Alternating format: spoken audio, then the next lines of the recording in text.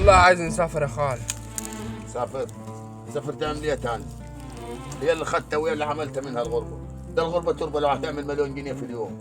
ضيعت سنين عمرك على الفاضي. ايه عملت ايه؟ عملت فلوس. هو ضيعت هالفلوس. قبل اقعد بلا غربة بلا فقر.